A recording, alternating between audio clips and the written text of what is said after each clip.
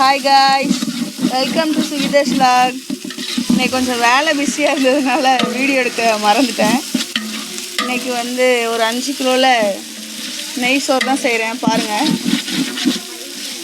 First கொஞ்சம் நெய் எவ்வளோ ஊற்றினேன், ஒரு 1/4 லிட்டர் நெய் ஊற்றிக்கோங்க.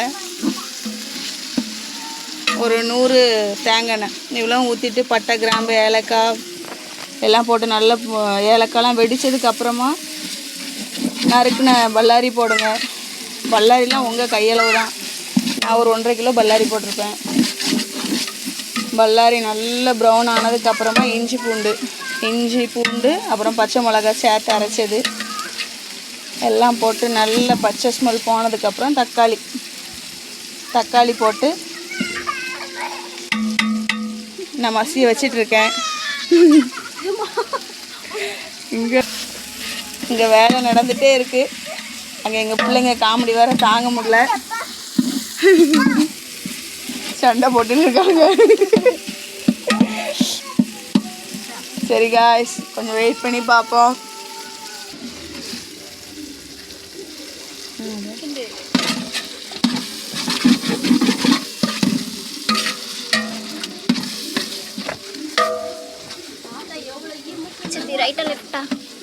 ரைட்டா லெஃப்டா கம்மி பண்ணு. ரைட்டா? ஆமாம், ரைட். அதுலேயே ஆன் ஆஃப் பண்ணுறேன்.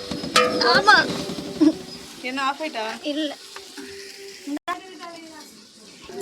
அடுப்பை கொஞ்சம் கம்மி பண்ணி வச்சுட்டு, ஏன்னா அடி பிடிக்குதா, கம்மி பண்ணி வச்சுட்டு தக்காளி நல்ல மாதிரியே மசிக்கிறதுக்காக மூடி வச்சிடுறேன்.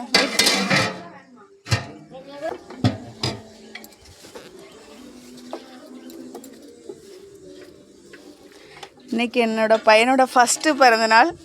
எல்லோரும் அவனுக்கு ஒரு விஷ் பண்ணிடுங்க. கொஞ்சம் சாப்பாடு ஊட்டணுன்னு தூங்கிட்டார். தம்பி பர்த்டே வீடியோ அடுத்த வீடியோவாக அப்லோட் பண்ணுறேன். கண்டிப்பாக எல்லோரும் மிஸ் பண்ணாமல் பாருங்கள்.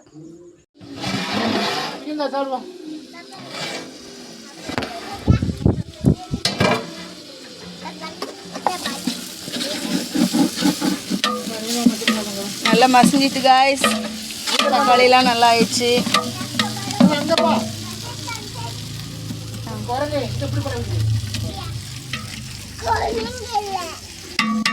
இனிமேல் கொஞ்சமாக கரம் மசாலா போட்டுட்டு மணி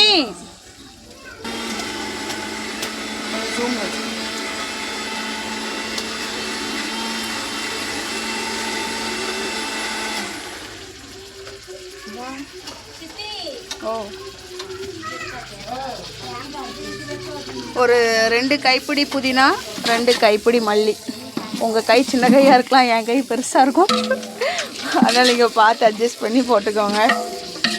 நல்லா பரட்டணும், நல்லா மிக்ஸ் ஆகணும்.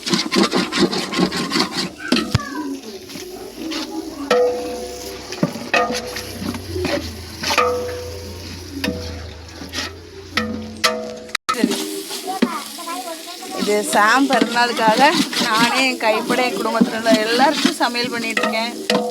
நீங்களும் ஒரு நாள் எல்லோரும் வாங்க, நான் உங்கள் எல்லாருக்கும் சமையல் பண்ணி தரேன். இன்றைக்கி நம்ம வீட்டில் என்ன சாப்பாடுனா, நெய் சோறு, சிக்கன் தொக்கு, கேசரி எல்லோ கலராக ரெட் கலரான்ட்டு யோசிச்சுட்டு இருக்கோம்.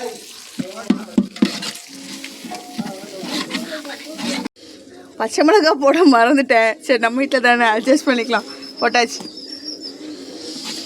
நல்லா பச்சை மிளகாய் ஃபஸ்ட்டே போட்டிருந்தா நல்ல வெந்து வந்துடுமா. சரி, இதுவும் ஒன்றும் இல்லை, சரியாக வரும். சிலவங்க இதில் கரம் மசாலா போடுவாங்க, நம்ம விருப்பம் போடணுன்னா போடலாம். ஆனால் நெய்ச்சோரில் தேங்காய் பால் ஊற்றினா இன்னும் டேஸ்ட் அதிகமாக இருக்கும். அதனால் தேங்காய் பால் எங்கள் ராதிமா எடுத்துகிட்டு இருக்காங்க. எங்கள் ராதிமாவை காட்டுறேன், நீங்கள் பாருங்கள். அதிகமாக பாருங்க. எங்கள் ஊர் கிராமங்க, எங்கள் கிச்சன்லாம் இப்படி தான் இருக்கும், சிட்டியில். பாருங்கள், நாங்கள் எப்போவும் சாணி கரைச்சி மொழி தொளிச்சு தான் வச்சுருப்போம். எந்த நோயும் வராது. கிருமிநாசினி தான் சாணி, மாட்டு சாணி.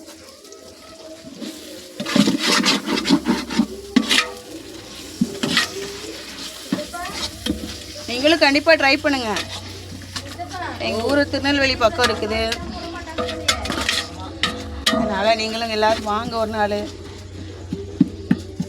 எங்கள் ஊரில் நிறைய ஆறு, குளம், ஏரி, கம்மா எல்லாம் உண்டு. பஞ்சமே கிடையாது. நீங்கள் வந்தீங்கன்னா நல்லா சாப்பிட்லாம். என்ன கொஞ்சம் அப்பப்போ வெக்கையாக இருக்கும் நீங்கள் ஏசிலேயே இருந்தவங்க.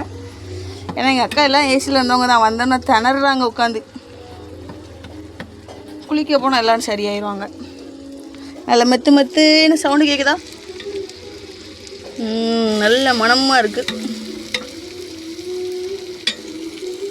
5 கிலோ சீரக சம்பா அரிசி ஊற வச்சுருந்தேன். ஊற வச்சு கரெக்டாக 22 நிமிஷம் ஆயிடுச்சு.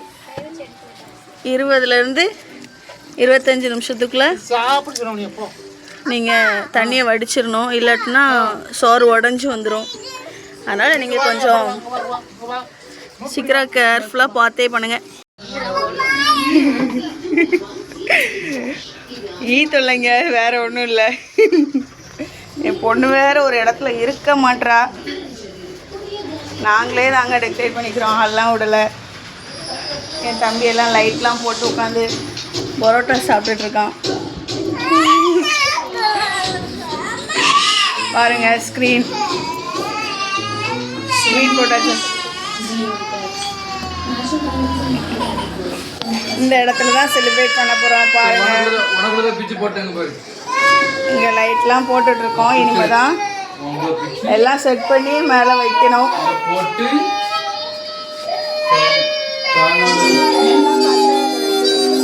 நான் உங்களுக்கு ஒன்று ஒன்றா காட்டுறேன். அது வரைக்கும் நீங்கள் கண்டிப்பாக வெயிட் பண்ணி பாருங்கள். இதெல்லாம் டெக்கரேட் பண்ணி வச்சுருக்கோம். இன்னும் ரெடி ஆகிட்டே இருக்கு.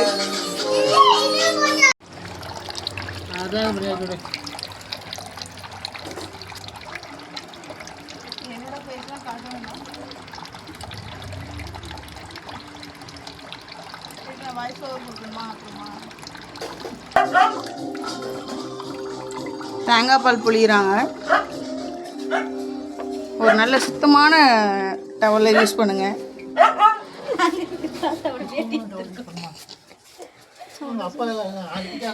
தாத்தாவோட வேட்டி எடுத்திருக்கேன்.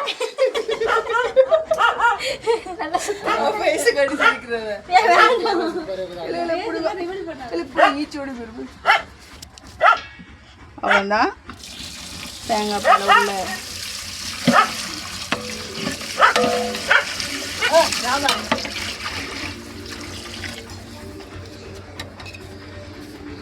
ஒன்றுக்கு 1.5 இதுதான் தண்ணியோட அளவு. அதனால் பார்த்து கரெக்டாக அளவு வைங்க. சரியா? இதுக்கு தம் போடுறதுக்கு அளவு தான் முக்கியம். சீரக சம்பா அரிசி கூட கொஞ்சம் நேரம் ஊற வச்சிங்கன்னா குழஞ்சிடும். அதனால் நீங்கள் கரெக்ட் டைமாக ஊற வச்சு கரெக்டாக பண்ணுங்கள். சுவையாக இருக்கும்.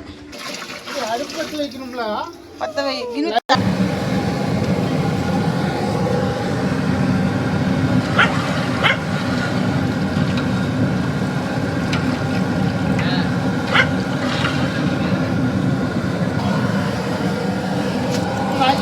தண்ணி சரியான அளவு ஊற்றிட்டேன். இனிமேல் வந்து நல்லா கொதிக்கணும். கொதித்ததுக்கு அப்புறமா தான் அரிசியை போடணும். அதனால் மூடி வச்சிடலாம். எல்லா வேலையும் பார்த்துட்டு பாவம் என் வீட்டுக்காரர் தான் கொஞ்சம் டயர்டாயிட்டார். இப்போ சாருன்னு எந்திக்கல. அவங்க அக்கா அவரை தூங்க வச்சுட்டுல கரெக்டாக இருக்காங்க. அப்போ தான் அவருக்கு தனியாக ஃபேன் வேறு ஓடுது. எங்கள் வீட்டு கடைக்குட்டி அந்த போஸ்டிங்கை இன்னும் 2 பேர் பிரித்து எடுத்துட்டாங்க. அவங்க தான் உள்ள சுகிமா.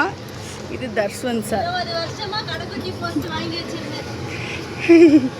4 வருஷத்துல வந்து 2 பேர் பீட் பண்ணிட்டு போயிட்டாங்க. இது ஸ்டாண்ட் பார்க்கலாம். நான் இப்போ தான் வருது நுர கட்டி. நல்லா கொதிக்கட்டும். அது வரைக்கும் வெயிட் பண்ணி பார்க்கலாம். தோட்டத்தில் பின்னாடி நைட்டு ரொம்ப இருட்டாக இருக்கா. ஒரு லைட், சின்ன லைட் இருக்குது. அது வெளிச்சம் பார்க்கலான்னு சொல்லிட்டு டியூப் லைட் கட்டுறாங்க என் வீட்டுக்கார். அதுக்கு என்னோட நடு பொண்ணு ஹெல்ப் பண்ணுறாங்க. நம்ம சொன்னால் ஒருத்தர் செய்ய மாட்டாங்க. இது நான் பல நாள் சொல்லியிருக்கேன் வெளியில் லைட் போடலாமேன்னு. வரவங்க வந்தால் தான் வேலையும் நடக்குது.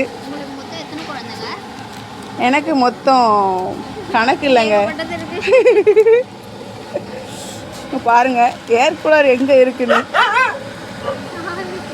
ஆமாம், வீடு நிறைய ஜாமானா இருக்குது. என்ன பண்ணுறது?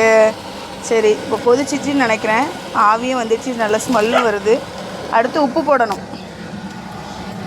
பேச்சா இருந்தாலும் சமையலில் கவனமாக இருக்கணும். நம்ம மட்டும் இல்லை, நிறைய பேர் சாப்பிட வராங்க.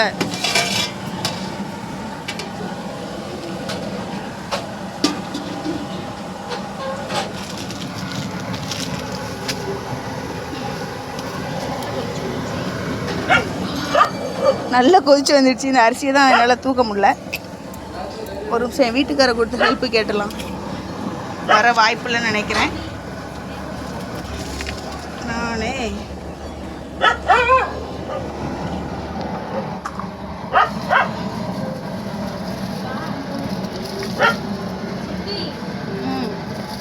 அரிசிலாம் கவனமாக கொட்டுங்க. நான் கொட்டுற மாதிரி கொட்டிகிட்டு இருக்காதீங்க. நல்லா கொட்டுறவங்கள்ட்ட சேர்த்து கொடுத்து கொட்டுங்க. என்னடா நிறையா ஸ்மெல்லு வரும். கொஞ்சம் கட் பண்ணலாம். அரிசியெல்லாம் கொட்டியாச்சு. தம் போடும்போது நீங்கள் கவனிக்க வேண்டியது என்னென்னா, இப்படியே தம் போட்டுறக்கூடாது. சோறும் அரிசியும் தண்ணியும் சம அளவு வந்ததுக்கப்புறமா தம் போடணும். இப்படி போட்ட உடனே தம் போட்டு முடிச்சு வச்சிடக்கூடாது. அப்புறம் அதுக்கு நான் பொறுப்பு இல்லை.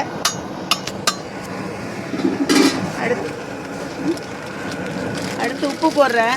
உப்பு எப்போவுமே கொஞ்சம் தூக்கலாக இருக்கணும். அப்படின்னா தான் சரியாக வரும். கல் உப்பு போடலாம், பொடி உப்பு போடலாம், எதுனாலும் போடலாம். இப்போ எங்கள் வீடெல்லாம் ஒதுங்க வச்சதுனால எது எங்களுக்கு எனக்கே தெரியல. அதனால் நீங்கள் உங்களுக்கு எது சௌரியமாக இருக்குமோ, எது அளவு கரெக்டாக இருக்குமோ அதை பார்த்து போடுங்க. கை கழுவிட்டு வந்துடுறேன். உப்பு நசுன்னு இருக்கு.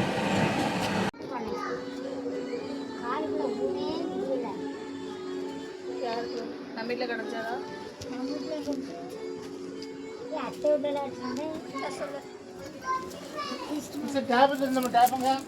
அங்கே தான் இருக்கும். என் ஃபேஸ் தெரியல. தம் உடைச்சதுக்கப்புறமா ஆனியன் தனியாக ஃப்ரை பண்ணி போடணும். முந்திரி பருப்பும் நல்லா ஃப்ரை பண்ணி போடணும். அதனால் நான் வெட்டிகிட்ருக்கேன். நல்லா வெட்டிட்டு அப்புறமா கழுவிக்கலாம். அதுக்காக நீங்கள் என்ன இப்படி கருகருன்னு இருக்கா அப்படியே வச்சுருக்கேன்னு நினைக்கக்கூடாது. எல்லாம் வெட்டி போட்டு குப்பையை தனியாக எடுத்து போட்டு நல்லா கழுவிட்டு அப்புறமா தான் வெட்டுவேன். நீங்கள் எப்படி வெட்டுவீங்க? நீங்கள் உங்கள் வீட்டில் எதுவும் ஃபங்க்ஷனுக்கு இப்படி எல்லாருக்கும் செஞ்சு கொடுங்க. ஏன்னா அடுத்தவங்க வந்து செஞ்சால் காசும் கொடுக்கணும். அது ஒரு பக்கம் இருந்தாலும் நம்ம எல்லோரும் சேர்ந்து சமையல் பண்ணால் தான் நல்லாயிருக்கும். நாங்கள் நாளைக்கு எல்லோரும் குளிக்க போகலான்ட்டு இருக்கோம் வெளியில். நான் அதுவும் vlog-ஆ போடுறேன், பாருங்கள். கண்டிப்பாக நீங்களும் உங்கள் ஃபேமிலியோட டைம் ஸ்பெண்ட் பண்ணுங்கள். ஜாலியாக இருக்கும். எங்கேனாலும் ஃபங்க்ஷனுக்கு போங்க. அதே மாதிரி நீங்களும் என்ன ஃபங்க்ஷன் வச்சாலும் உங்கள் குடும்பத்தில் எல்லாரையும் கூப்பிடுங்க. கொஞ்சம் அப்படி இப்படின்னு தான் இருப்பாங்க. நம்மளும் எல்லா வீட்லேயும் சந்தோஷமாக இருக்கிறது இல்லைல்ல, அதே மாதிரி தான் எல்லாம் சரியாயிடும் காலப்போக்கில். நல்லா கழுவிக்கோங்க. இந்த வெங்காயத்தில் அந்த கருப்பாக இருக்குல்ல, அது ஏதோ ஃபங்கஸ் போடாதனால நீங்கள் நல்லா கழுவிட்டு தான் சமையல் பண்ணணும். ஒரு தட்டை எடுத்தாங்க.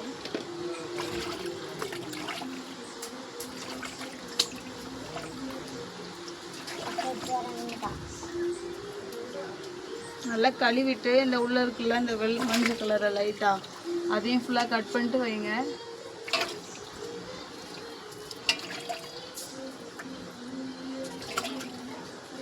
இந்த தேங்காய் இனிமேல் சிக்கனுக்கு தொக்குக்கு அதில் எப்போதுன்னு நினைக்காதீங்க.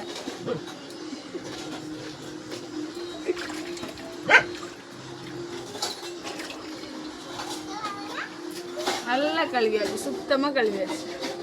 கட் பண்ணி